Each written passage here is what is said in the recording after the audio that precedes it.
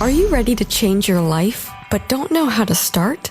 Is your stress and worries keeping you awake at night? Have you been battling grief, anxiety, or depression all alone? Have you lost touch with your own sense of being or spirituality? Soul Free Therapies offers professional and affordable live video streaming counseling and coaching services from the comfort of your own home. Sessions offered in English, Spanish, and Portuguese. Go to our website at www.soul-free.com and book your first session today. The Opperman Report is brought to you by Aquadam.net. You can give them a call at 707-764-2119. A flooded home is never easy to deal with. You're left with the mess to clean up, the insurance companies to deal with, and not to mention all the memories, the precious memories that are lost in the flood. You can never replace those. And Aquadam can be a tool in your arsenal to protect your home and property from the floodwaters.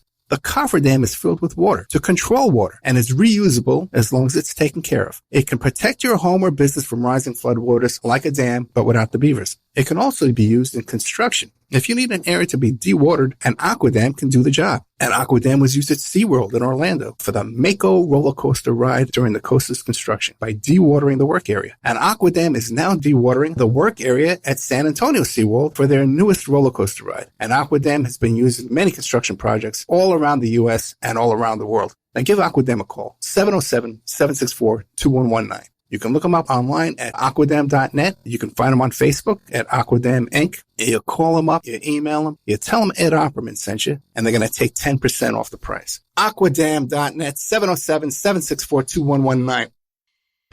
PureSoapFlakes.com, 218-568-2525. Have you ever heard of Castile Soap? Pure Soap Flake Company handcrafts fine soap bars, laundry powder, and concentrated soap flakes using organic vegetable oils from their northern Minnesota facility. Bathe your body and wash your clothes with Pure Soap products that are free of fragrance, GMOs, palm oil, sodium lauryl sulfate, and synthetic additives. Keep it clean, folks. Pure Soap Flake Company products are kind to living creatures and sensitive skin, safe for drains and waterways, and work great in high-efficiency washers and top and front-loading machines. They have a little promotion going on. Contact them to order some soap. Mention the Opperman Report. You're going to get a free gift. They're going to send a little extra soap, travel size, soap bars and laundry soap, cleaning soap flakes. I've been using that stuff all day long today. Great stuff. Order today at puresoapflakes.com or give them a call, 218-568-2525, 218-568-2525. Pure Soap Flake Company is a proud member of the Handcrafted Soap and Cosmetic Guild. If you find yourself in need of legal representation, it can be a very stressful time in your life. In my career, I have dealt with thousands of lawyers, I've dealt with thousands of law firms, and I can confidently recommend to you Keith M. Davidson at kmdlaw.com. Available 24 hours, 7 days a week. Just log into kmdlaw.com. That's kmdlaw.com. Or you can call toll-free 833-4KMD-LAW. That's 833-4KMD-LAW. Personal injury, wrongful death, STDs, sexual assault, car accidents. They handle it all efficiently and professionally. It doesn't matter how imposing the opposition may be, because the team at kmdlaw.com are battle-tested and fierce. They will not stop until justice prevails. Go to kmdlaw.com or call toll-free 833-4KMD-LAW. If you're in for the fight of your life, stop screwing around and contact KMD Law. It's the Opperman Report. Join digital forensic investigator and PI Ed Opperman for an in-depth discussion of conspiracy theories, strategy of New World Order resistance, high-profile court cases in the news, and interviews with expert guests and authors on these topics and more. It's the Opperman Report. And now, here is investigator Ed Opperman.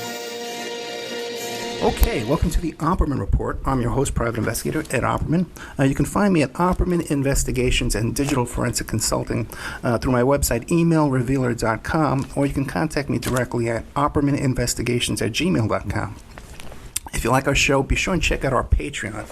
We're putting up all the old podcasts, the old member section shows are going up on the Opperman Report Patreon, and that's how you can help support the show. But our archives are free. You go to Spreaker.com, you get our archives, all of our past shows. And our guest today is we're going to be talking about similar topics that we've been talking about on other shows, past recent shows with Colin Wallace and John McMahon and Richard Kerr about the Kinkera School for Boys. Our guest today is Andrew Lownie.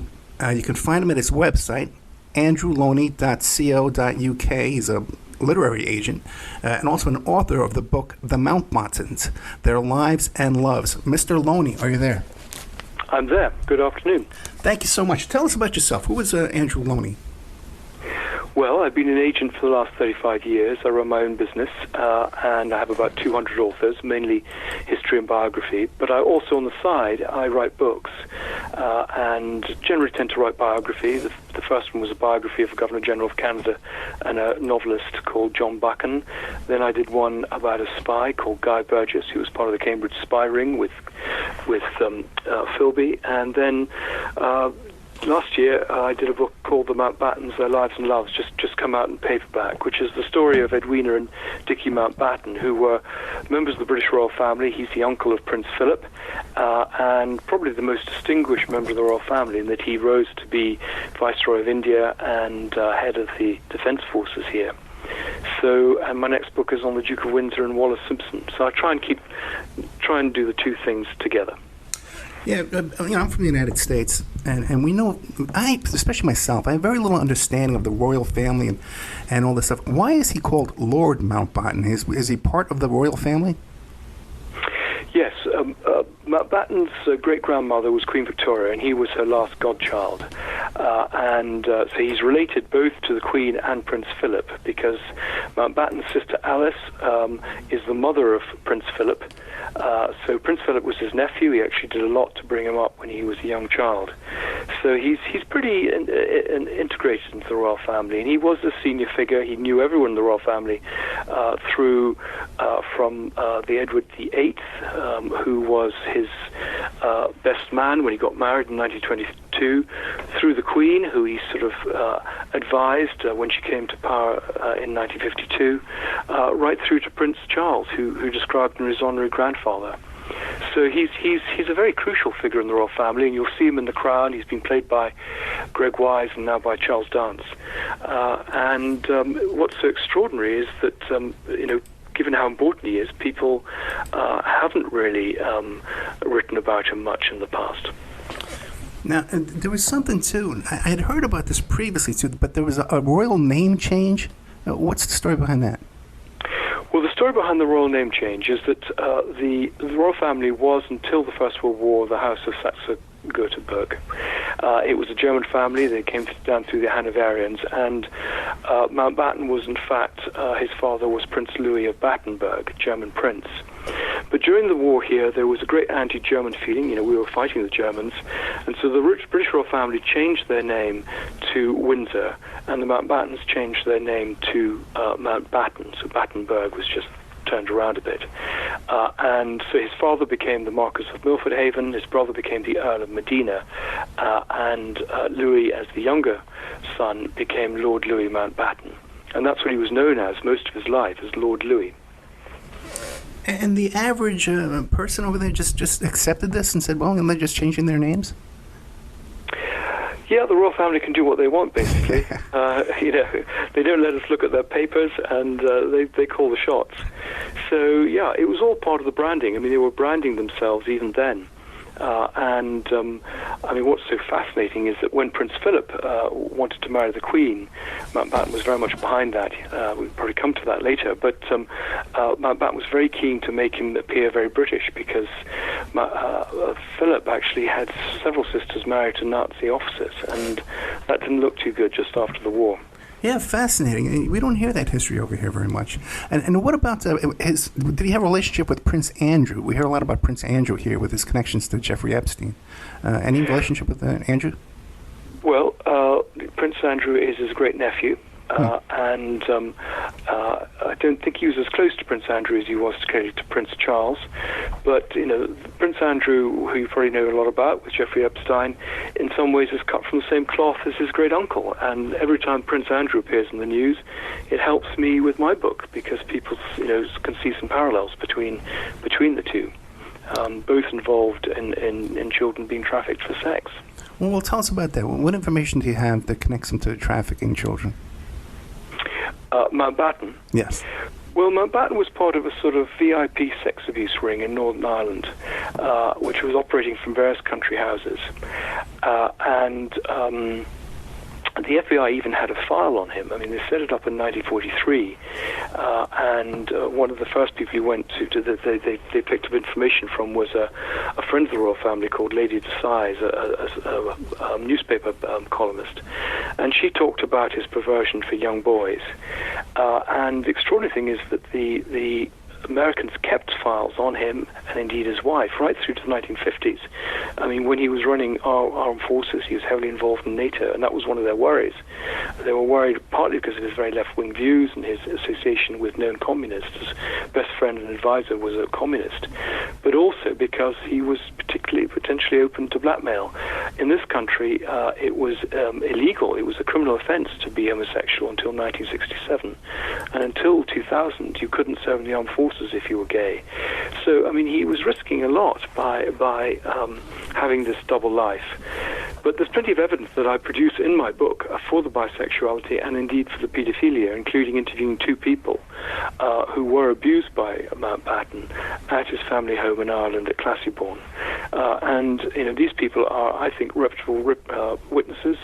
I'm an experienced writer. I have a doctorate, and I'm not going to put my reputation on the line with stuff that can't be backed up.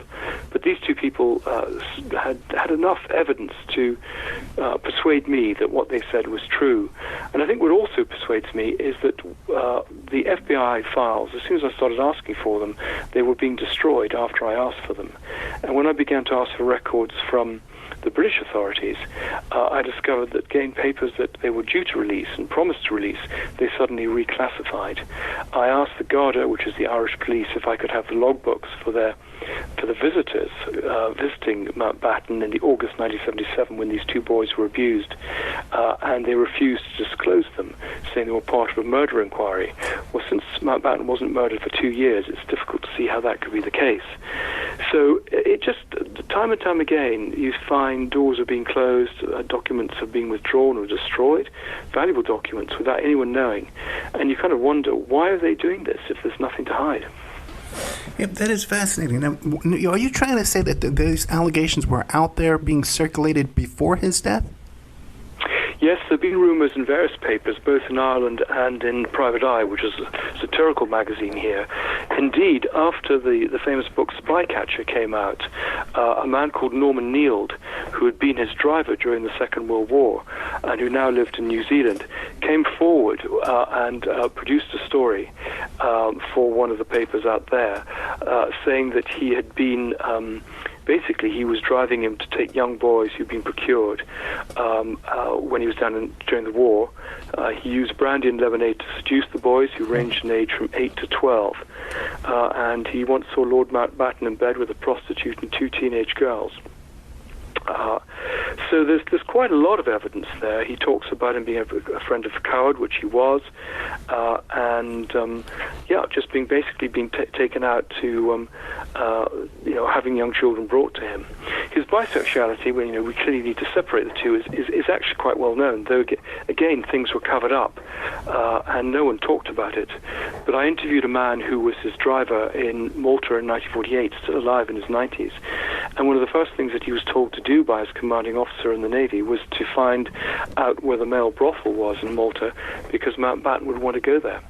And I have, I suppose, about 20 different people I interviewed for the book, all telling me stories about Mountbatten's bisexuality, including a man who was then in his 20s when Mountbatten was in his 70s, with whom he had a 7-year relationship. And, I mean, he is gave me quite a lot of details.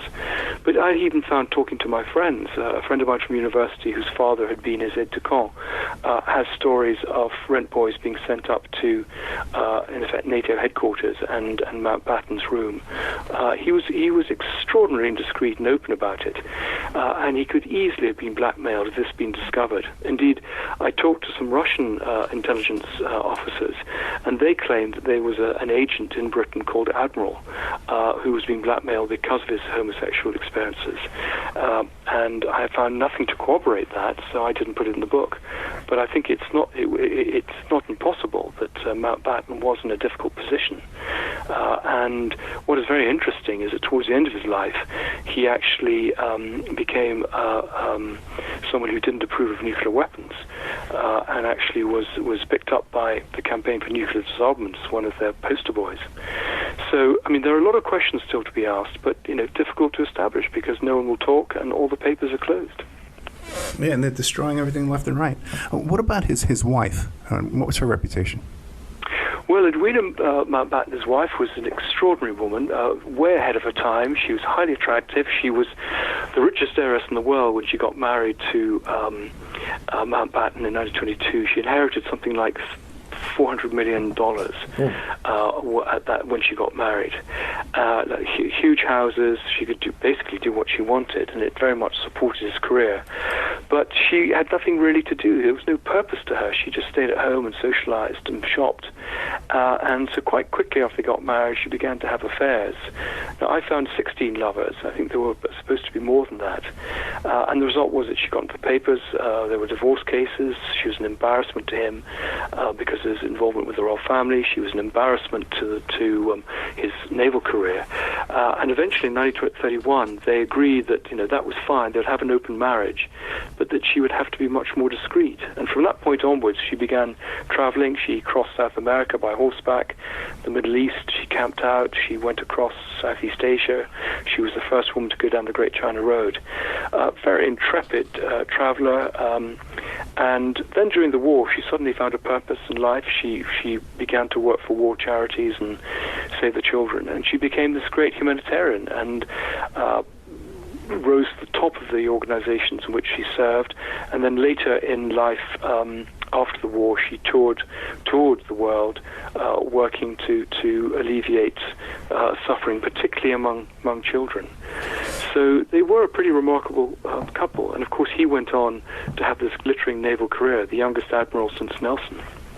And that's interesting. She's off working for organizations, like you said, like Save the Children, and meanwhile, here's her husband doing anything but. Exactly. Well, they both like children, but just in different ways. Right. Well, hopefully, because I'm very suspicious of many of these organizations too. Now, she was off doing her own thing. What about him? Was he observed with adult women? Yes, he had a long-term affair with a French woman called Yola Letellier, who's supposed to have been the inspiration for Gigi. But he also had other affairs, both with men and with women. One of the affairs he had was with a woman called Janie Lindsay. Now, Janie Lindsay was on his staff when he was the Supreme Allied Commander in Southeast Asia during the war, based out in Sri Lanka. And she had two previous proposals of marriage, one from John F. Kennedy and one from David Niven, both of whom she turned down. So she was a pretty alpha woman. Meanwhile, Edwina was having an affair with Bill Paley, the founder of CBS. So they had very close associations with America. They loved America. Their honeymoon was spent crossing from the East Coast to the West Coast. They saw Jerome Kern and Babe Ruth. They went to the Grand Canyon, went to see the studios with Cecil DeMille, stayed with Douglas Fairbanks and Mary Pickford, and made a film with Charlie Chaplin called Nice and Friendly. Indeed, Edwina made a pass on her own honeymoon at Charlie Chaplin. So they spent a lot of time there. She really got to know the Harlem jazz clubs. She had a particular love of dark-skinned men, and a lot of them, she met in those jazz clubs. So supposedly she had an affair with a singer called Sophie Tucker, who was quite well known in Harlem as well. Both of them were bisexual. So they were a pretty amazing couple. And I'm reading the description to your book, and you mentioned that Salvador Dali's name comes up. How does he fit into all this? Well, he painted her. They were painted by both of them painted by a number of people, and there's a wonderful portrait of her done by Salvador Dali. She was friendly with him. In fact, I've seen the portrait. It's still in her daughter's bedroom now. And they knew all sorts of people. He was very close to Roosevelt as clearly as Supreme Allied Commander. He worked very closely with Joe Stilwell and MacArthur when he was working during the war. He was spent a lot of time in Hollywood. Mountbatten had, we think, an affair with Shirley MacLaine, the actress. Really? But he was very close to Princess Grace of Monaco, who was always asking her out, and then finding that she was bringing Prince Rainier with her. So, he knew the most amazing range of people, and particularly a lot of people in the States. A lot of the lovers of Edwina were sort of American millionaires. A man called Julian Chuckanau, another polo player who's quite well known in Palm Beach, called Stephen Laddie Sanford, and others. And do you think that his interest in young boys was common knowledge amongst these people? No, I don't think it was. Okay. I think, clearly some people knew. I mean, people who worked for him, I suspect the authorities knew, and who knows, probably his family, but because he always had, security. But no, I don't think it was widely known. I think the bisexuality was quite well known because a lot of those relationships he had with more junior members of the Navy, they could, of course, be relied to keep quiet. Often it was help their careers by being involved with him. But I think the other accusations, are very difficult to prove. These people, knew this was a crime, and they were very careful not to get caught or to do anything that might lead them to be found out. Now, his time as Viceroy of India, you hear these stories about the young boys in India being trafficked there, and it's quite common. Any stories about Mountbatten in India? Well, I wasn't able to go to India to research the book, and I clearly corresponded with a number of people. They tend to be the children of the old Maharajas. There's certainly lots of stories about relationships with Indian princes. I talked to a man here who is a member of the House of Lords here, and he was a banker in India in the 1970s, and it was well known that one of the people at the bank, the doorman, was one of Mountbatten's former lovers. He had a love again, like Edwina, of dark-skinned people. One of the boys that he abused in Classiborn that I interviewed came from Sri Lanka. So it wouldn't be surprising. And one of the joys of writing books is to go out and give talks. And quite often people will come up at the end of the talk and tell you things. And one of the people came up to me saying, I lived in India in the 1970s, and the stories about Mountbatten and the Indians were pretty well known. Yeah, the same thing with having a radio show. I'll get contacted after I have a guest on the show, and several times it's led to lawsuits too as well. We've gotten some justice for these victims, so that is great. Yeah, that's very encouraging. Yeah. Talking, let's hope after this that we'll get some people coming forward. I've had it talking to people in Australia, other people coming forward and telling me stories. And I'm always adding to the book. I picked up one of the people who contacted me was the daughter of a doctor who treated Edwina for sex addiction, for example. Another doctor came up to me at the end of a talk and said that there's no way that Edwina died of a heart attack. She clearly had syphilis, and her immune system was broken down. So the story you get that were passed on aren't always the real stories. Yeah, history's written by the victors, so Exactly. they get to tell their own story. Unless we have guys like Andrew Lownie to give us the lowdown on what's really going on. Well, I do my best with the challenges. Now, I had recently on the show John McMahon, who talked about his abuser was in tears when Mountbatten died because he believes that his abusers knew Mountbatten. Is there any connection between Mountbatten and the Kinkera School for Boys, Home for Boys? Yes, there have been lots and lots of rumors about Kinkora was a boys' school, sort of home for children being taken into care, and it was run by paedophiles, and a lot of the boys were trafficked out and used, and it was, of course, used by the intelligence authorities, who were able to blackmail people, because a lot of the people who used it were senior politicians, and it was known as a place where you could go and get boys. And certainly one of the two boys that I interviewed was brought from Kincora to Classiebawn, the castle on the west coast of Ireland, where he was abused by Mountbatten. And there's certainly lots of people who've talked about Mountbatten being known in Belfast, being involved with cases there, but it's always at second hand. It's quite difficult to pin it down, because what you need are first-hand accounts rather than second-hand accounts. But the files on the Kincora Boys' Home were due to be released 3 years ago, and they were promised to me, and then for some reason they were not released, and they've been reclassified for another, I think it's 45 years. So you begin to wonder, what is it that went on at Kincora that's so embarrassing? But Mountbatten also picked up boys from some of the what we call here public schools, but are actually private schools. And there was a particularly well-known school, which is in effect the Eton of Ireland, called Portrayal. And it was so at that school that he was able also to get people who would pimp for him. I mentioned someone who worked for him who was a communist, and that chap was, we think, probably was one of the people who pimped for him and brought people in. Yeah, we have to remember this period of time. This was during the Troubles. There was chaos, war, bombing, assassinations going on all over that area, and it's a small area too. Can you compare it to it's like the size of Connecticut in the United States? Am I correct? Yes, Ireland, I mean, is divided clearly between Northern Ireland and Southern Ireland, and it's. I can give you, if you hold on for 1 sec, I'll give you the details. It's 84,421 square kilometers.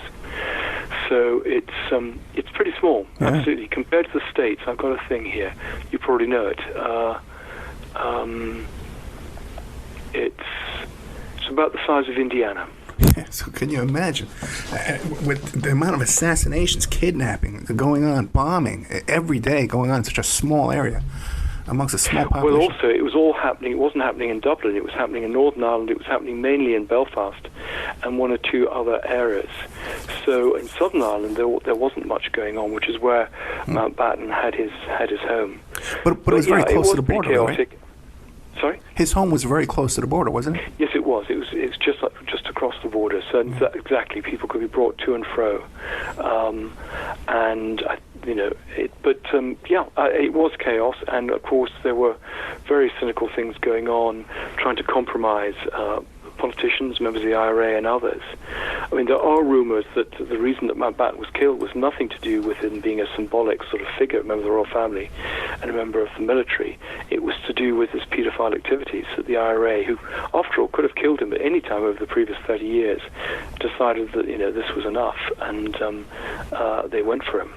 But, who knows? Again, all the papers to do with the death 40 years ago are closed. What we do know is that particular year he was warned not to go. There was a particular risk. Alexander Haig had been attacked. The British, one of the British cabinet office ministers had been killed. The Northern Ireland minister, Erin Neave, only a few months earlier, and he was warned not to go. That there was a plot to kill him.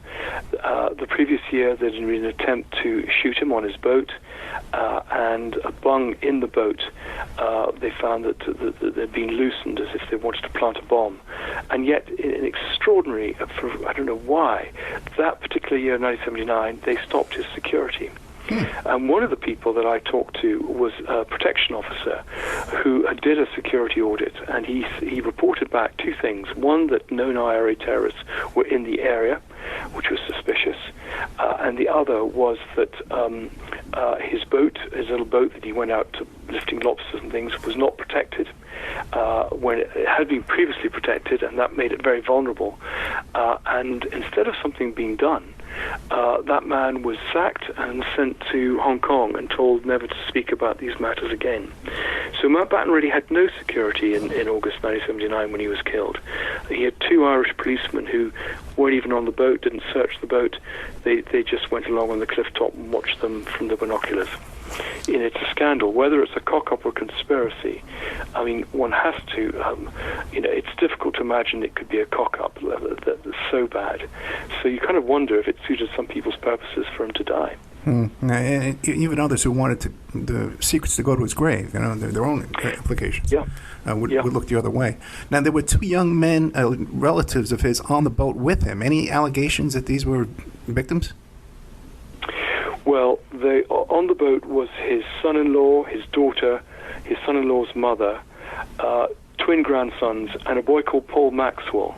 And Paul Maxwell was one of the people at this school that I was talking about, Portora. And he was 14, there are suggestions that he was being abused by Mountbatten. But I found no evidence to support that.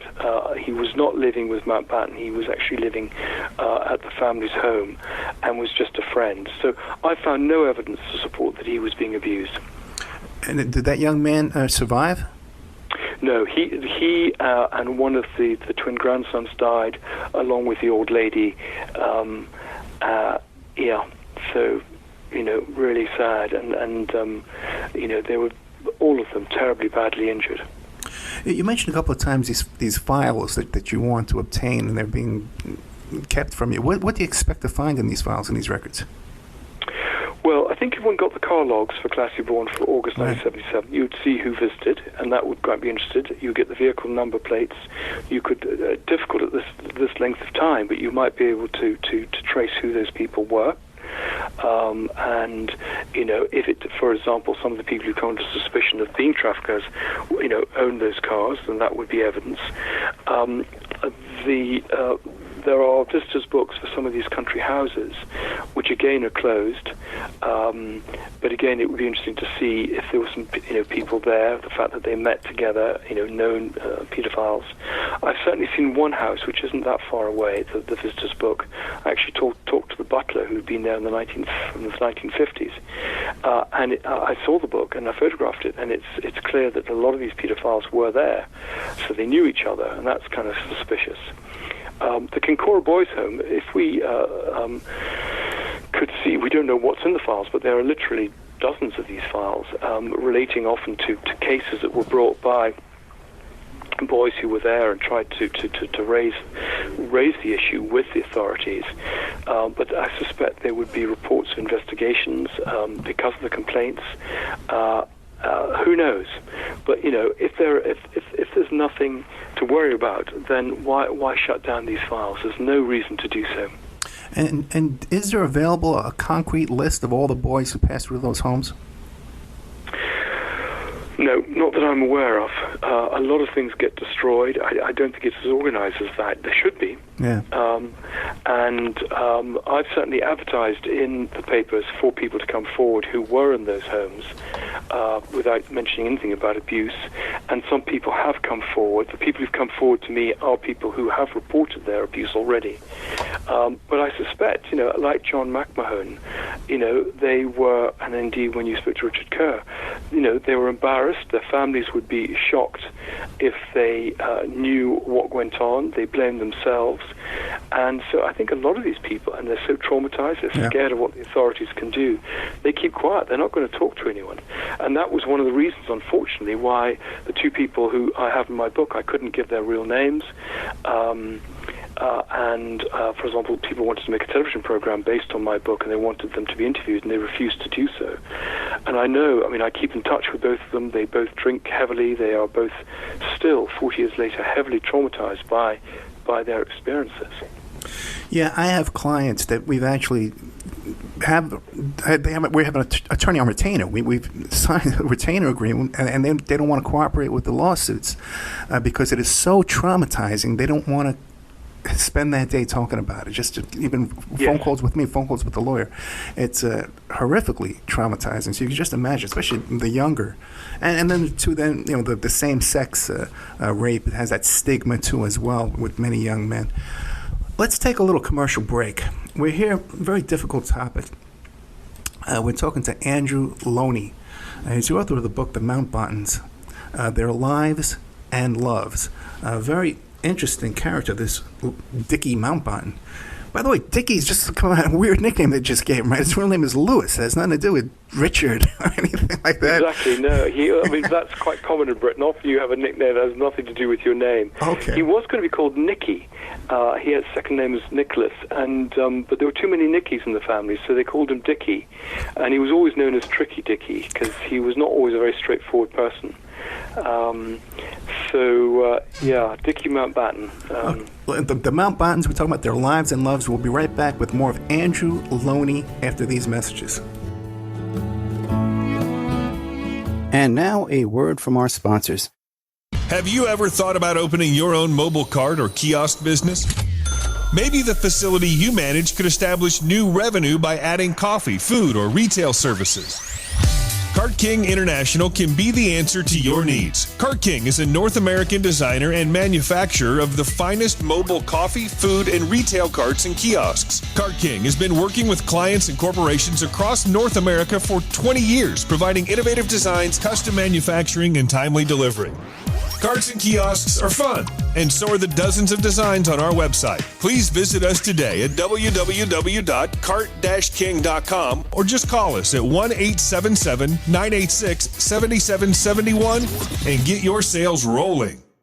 Thank you so much for listening to the Opperman Report. I want to welcome all our new listeners at WWPR 1490 AM in the Tampa Bay area. We're brand new down here. We're getting a nice warm welcome. We have great advertising opportunities for local sponsors, local businesses, but also international websites and international companies too on our other stations in California, Nevada, Utah, and on the internet worldwide. But down here in Tampa Bay, Florida, we have some great opportunities for you to come in and get very, very affordable advertising rates. Get a hold of me at oppermanreport@gmail.com and we'll cut you a good deal. PureSoapFlakes.com, 218-568-2525. Have you ever heard of Castile Soap? Pure Soap Flake Company handcrafts fine soap bars, laundry powder, and concentrated soap flakes using organic vegetable oils from their northern Minnesota facility. Bathe your body and wash your clothes with pure soap products that are free of fragrance, GMOs, palm oil, sodium lauryl sulfate, and synthetic additives. Keep it clean, folks.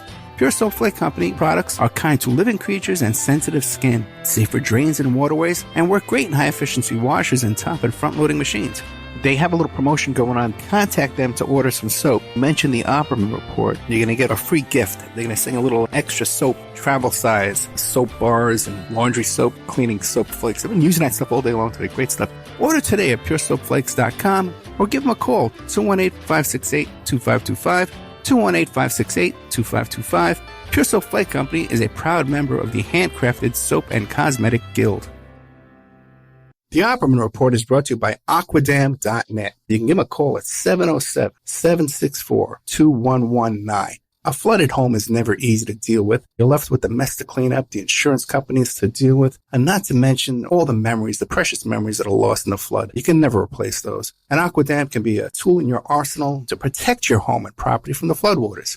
The cofferdam is filled with water to control water and is reusable as long as it's taken care of. It can protect your home or business from rising floodwaters like a dam, but without the beavers. It can also be used in construction. If you need an area to be dewatered, an Aquadam can do the job. An Aquadam was used at SeaWorld in Orlando for the Mako roller coaster ride during the coaster's construction by dewatering the work area. An Aquadam is now dewatering the work area at San Antonio SeaWorld for their newest roller coaster ride. An Aquadam has been used in many construction projects all around the U.S. and all around the world. Now give Aquadam a call, 707-764-2119. You can look them up online at aquadam.net. You can find them on Facebook at Aquadam Inc. You call them up, you email them, you tell them Ed Opperman sent you, and they're going to take 10% off the price. Aquadam.net, 707-764-2119.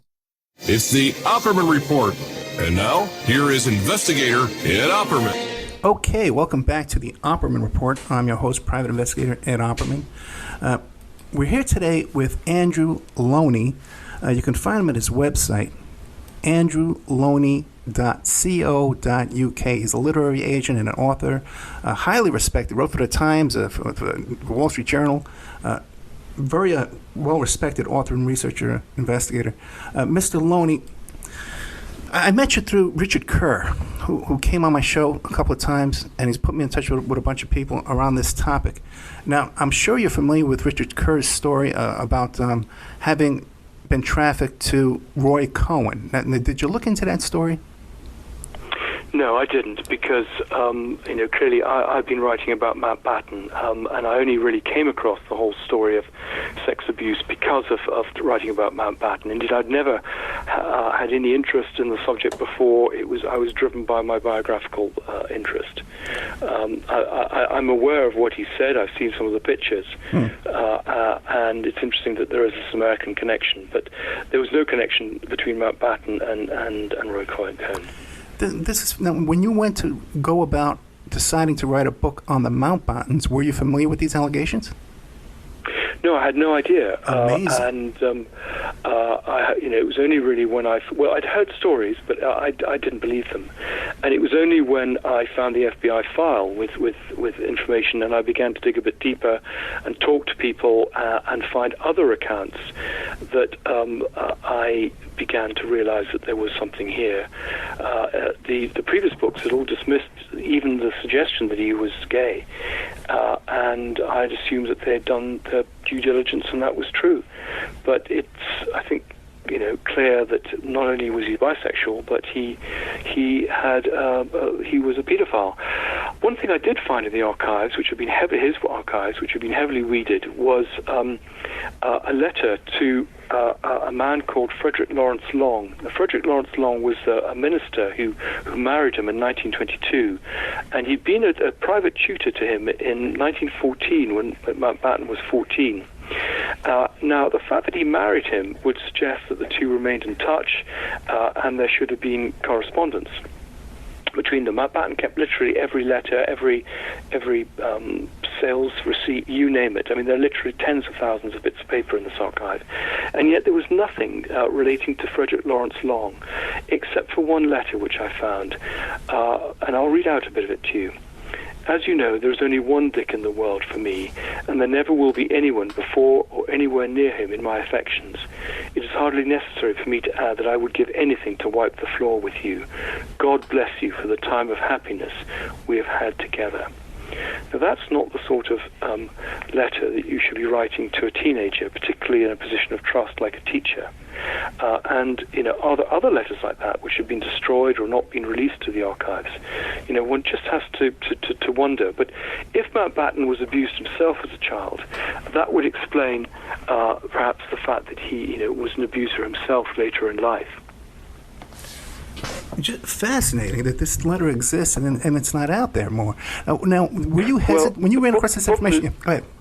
The problem is it's in a file called Miscellaneous 1916, and when you've got literally, 54,000 documents, no researcher is going to have time, and no one is bothered looking at things like Miscellaneous 1916, except for me. I'm a nerd when it comes to research. I look at everything. I just sat down there for weeks and went through everything. And that's how you find stuff like this. This clearly is something they missed in their weeding process. Now, when you stumbled upon this information, the pedophilia and the homosexuality, the bisexuality, were you hesitant to put this in the book? Did you say, am I going to go on a limb and put this out there and put myself out there? Well, my dilemma was how to put it into the book, because it's very difficult to sort of weed it into the whole narrative of the book, and I felt that actually it would have more impact if I put it in a chapter after he died, which I called Rumors. These were the rumors that circulated at his death, were there any truth in those rumors? And I lay out the evidence, and actually in some ways, when you see it together in 5,000 words running on, it becomes much more, has much more of an impact. But yes, I had publishers who wouldn't buy the book. I had a newspaper serialization which was cancelled. I was accused of by the family of, I'm a guy with a doctorate. I'm a serious person, someone who just interviews people who have been to prison and are liars. No one really wanted to know the truth, even though it was there in chapter and verse, from everything from FBI files to interviews with named people. And that's what people do. They just they put their head in the sand and say, this couldn't have existed. You must have made it up. And, I didn't. This is something I found. My previous subjects, people like John Buchan, were holier than thou. I mean, it's not as if I picked these people. It's just by chance. Mountbatten, I discovered in the course of my research, was not what he presented himself as being. What about threats or intimidation? Any problems? No, I haven't. I live on a main in the centre of London on a street. My office literally fronts onto the street, and I've had no problems yet. But who knows? I've heard stories of people who've done books like this having porn downloaded onto their computers and then being arrested and charged as if they themselves are paedophiles. And so I wouldn't be surprised if something is done along those lines to try and discredit me. Absolutely. Yeah, we were talking off the air about Colin Wallace, who spent 8 years in prison on trumped-up murder charges. Yeah, he's one of a whole series of people who are, a man of great integrity and courage. And there have been lots of people like him who've lost their jobs, who've been discredited, and that's what they do. They discredit you. And so people won't believe what you have to say. I was a very establishment person, you can probably tell from my accent, and it's only in the course of really doing this book and a previous book I did on Burgess that, I've just realized, how the authorities will shut down stories, will lie. One of the things I'm involved in now is I'm a trustee of something here called the Campaign for Freedom of Information, and I run something called the Campaign for Freedom of Information, Historical Freedom of Information, which is to make sure that the law is obeyed and that documents which should be released are released. The shocking thing here is that documents are destroyed with no record kept of what has been kept or what has been destroyed, and the authorities will use any exemption they can, often illegally, to make sure that things aren't released. And I think that's like living in a banana republic. You can only trust your government if there's transparency. And I think, sadly, both in Britain, and I think that's probably the case true in the States, that there is not transparency. You are better than we are. One of the ironies I found with the Guy Burgess book is that the people who gave me the most information on Guy Burgess were the Russians, the next best were the Americans, and the people who didn't really want any information released were the British. Yeah, interesting enough. In Britain, if there's a criminal case going on, you're not allowed to discuss it in the media. You can't report on it. Is that true? Absolutely, yes. No, and we have very strict libel laws here that you can't report on things, but rich people are able to suppress information. And there are a lot of lawyers who do what they call reputation management, which is basically to get injunctions and shut down stories. Journalists it makes it very difficult for journalists to report on abuses and corruption. Newspapers are just not prepared to take the risk because of the legal problems, because they're expensive to research. And the sad thing is that the population don't seem to care. They're much prepared to read about some celebrities dating, or rather than actually something which shows that the authorities are corrupt. And I think it's an extremely worrying trend. You mentioned a couple of times that you obtained FBI files on Lord Mountbatten. Now, did these include specific victims, specific incidences, or just like broad accusations? No, they were just there were interviews with people who often just related this information, often in passing, rather than that they were being interviewed. The FBI, of course, had no brief on him. They kept a file on him because clearly of his position as Supreme Allied Commander and the fact he was involved with NATO in the senior position. So clearly he was a person of interest, and they kept the files open. There were accusations about his wife Edwina's communist sympathies, and indeed the people that she associated with were sort of often known as communists. But they didn't specifically go out, and of course the British files on this will just be files that we just won't have any chance of seeing. But I picked up a lot. I did pick up quite a lot from the FBI. But by seeing references to some files and then requesting them. But so many of the files had been destroyed, or they couldn't find, or I got passed from pillar to post on this. And eventually you just give up. They also take years to release anything. I'm still receiving requests made in 2013, 2014 now. Yeah, there's a whole industry around Freedom of Information Act requests, people filing lawsuits over it. Now, you hear all these stories about Jimmy Savile and his relationship to the royal family. Does he fit into this anywhere? Well, I never came across Jimmy Savile in my research, and I think he was clearly friendly with Prince Charles. I mean, he clearly used any connections that he could, and the royal family are the best connections you can get. But I think the royal family loved mixing with showbiz. They liked, people like Prince Philip and Prince Charles and Mountbatten liked pretty women. And so, of course, they would mix with actresses, and they were involved in Variety Club and various other charities, and as was Savile. So they would have come across each other. One of the people that I found interesting who did report on Mountbatten to the FBI was a guy called John Grombach, who was quite well known. He ran his own intelligence agency separately from the CIA, as a private intelligence agency.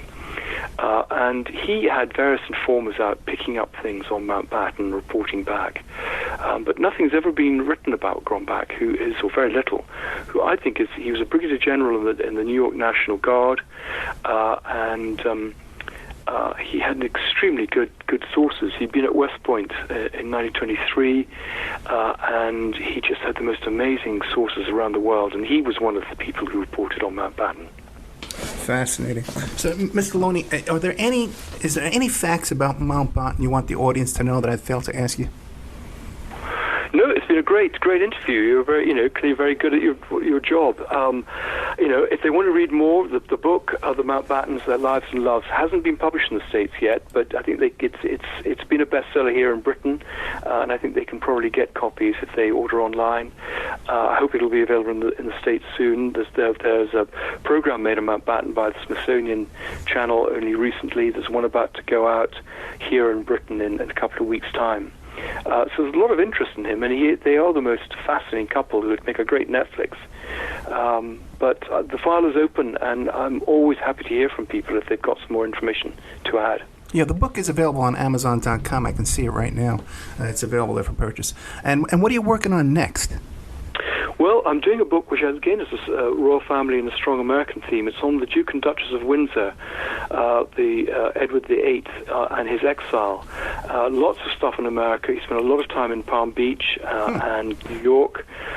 He was, of course, governor of the Bahamas, so there'll be stuff there. I'm finding all sorts of stuff about his involvement with a famous murder there of Harry Oakes and his Nazi sympathies. So I hope we can speak again when that book comes out in about a year's time. I was just going to say the same thing. Whatever you're working on, I'd love to have you back. Great presentation. Andrew Lownie, The Mountbattens, Their Lives and Loves, and then the website for his literary agency is andrewlownie.co.uk. And Lownie is spelled like low, Lownie. Mr. Lownie, thank you so much. Great. It's been a pleasure. Me too. Thank you. Good night. And now a word from our sponsors, emailrevealer.com. People ask me all the time, hey, Ed, are you still a private investigator? I sure am. Go to emailrevealer.com. We handle adoption investigations, infidelity investigations, where you give us your spouse's email address. We trace it back to online dating websites, catch them cheating online, email tracing, locate or identify somebody from as little as an anonymous email address. Someone owe you money? Back child support? We can find that deadbeat, locate his hidden assets, locate his hidden bank accounts, find his current place of employment, and even assist you in obtaining a judgment and recover that judgment for you. Emailrevealer.com, digital forensics, computer forensics, cell phone forensics, recover deleted text messages, create a report that you can use in court. Emailrevealer.com, 800-572-9762. The Opperman Report is brought to you by Aquadam.net. You can give them a call at 707-764-2119. A flooded home is never easy to deal with. You're left with the mess to clean up, the insurance companies to deal with, and not to mention all the memories, the precious memories that are lost in the flood. You can never replace those. And Aquadam can be a tool in your arsenal to protect your home and property from the floodwaters. The cofferdam is filled with water to control water and is reusable as long as it's taken care of. It can protect your home or business from rising floodwaters like a dam, but without the beavers. It can also be used in construction If you need an area to be dewatered, an Aquadam can do the job. An Aquadam was used at SeaWorld in Orlando for the Mako roller coaster ride during the coaster's construction by dewatering the work area. An Aquadam is now dewatering the work area at San Antonio SeaWorld for their newest roller coaster ride. An Aquadam has been used in many construction projects all around the U.S. and all around the world. Now give Aquadam a call, 707-764-2119. You can look them up online at aquadam.net. You can find them on Facebook at Aquadam Inc. You call them up, you email them, you tell them Ed Opperman sent you, and they're going to take 10% off the price. Aquadam.net, 707-764-2119. Have you ever thought about opening your own mobile cart or kiosk business? Maybe the facility you manage could establish new revenue by adding coffee, food, or retail services. Cart King International can be the answer to your needs. Cart King is a North American designer and manufacturer of the finest mobile coffee, food, and retail carts and kiosks. Cart King has been working with clients and corporations across North America for 20 years, providing innovative designs, custom manufacturing, and timely delivery. Carts and kiosks are fun, and so are the dozens of designs on our website. Please visit us today at www.cart-king.com or just call us at 1-877-986-7771 and get your sales rolling. OppermanReport.com. Hey, do you like what you're hearing? Do you like the work that you see us doing here at Opperman Report? You can support that work by becoming a member at OppermanReport.com. And as you have access to over 200 exclusive shows and interviews that you can't find on YouTube or Spreaker or iHeart or iTunes or KYAH. You can't find them anywhere else online, exclusive to our member sections, to our members. Also, too, there's images, videos, documents, court docs. And don't forget, you can hear your ad played here on the Opperman Report, reach hundreds and hundreds of thousands of people on a daily basis because the show is repeated every day all over the world. Contact me at oppermanreport@gmail.com and I'll give you a good deal on advertising rates. If you find yourself in need of legal representation, it can be a very stressful time in your life. In my career, I have dealt with thousands of lawyers, I've dealt with thousands of law firms, and I can confidently recommend to you Keith M. Davidson at kmdlaw.com. Available 24 hours, 7 days a week. Just log into kmdlaw.com. That's kmdlaw.com. Or you can call toll-free 833-4KMD-LAW. That's 833-4KMD-LAW. Personal injury, wrongful death, STDs, sexual assault, car accidents. They handle it all efficiently and professionally. It doesn't matter how imposing the opposition may be, because the team at kmdlaw.com are battle-tested and fierce. They will not stop until justice prevails. Go to kmdlaw.com or call toll-free 833-4KMD-LAW. If you're in for the fight of your life, stop screwing around and contact KMD Law. PureSoapFlakes.com, 218-568-2525. Have you ever heard of Castile Soap? Pure Soap Flake Company handcrafts fine soap bars, laundry powder, and concentrated soap flakes using organic vegetable oils from their northern Minnesota facility. Bathe your body and wash your clothes with pure soap products that are free of fragrance, GMOs, palm oil, sodium lauryl sulfate, and synthetic additives. Keep it clean, folks. Pure Soap Flake Company products are kind to living creatures and sensitive skin, safe for drains and waterways, and work great in high-efficiency washers and top and front-loading machines. They have a little promotion going on. Contact them to order some soap. Mention the Opperman Report. You're going to get a free gift. They're going to send a little extra soap, travel size, soap bars and laundry soap, cleaning soap flakes. I've been using that stuff all day long today. Great stuff. Order today at puresoapflakes.com or give them a call, 218-568-2525, 218-568-2525. Pure Soap Flake Company is a proud member of the Handcrafted Soap and Cosmetic Guild. Are you ready to change your life, but don't know how to start? Is your stress and worries keeping you awake at night? Have you been battling grief, anxiety, or depression all alone? Have you lost touch with your own sense of being or spirituality? Soul Free Therapies offers professional and affordable live video streaming counseling and coaching services from the comfort of your own home. Sessions offered in English, Spanish, and Portuguese. Go to our website at www.soul-free.com and book your first session today.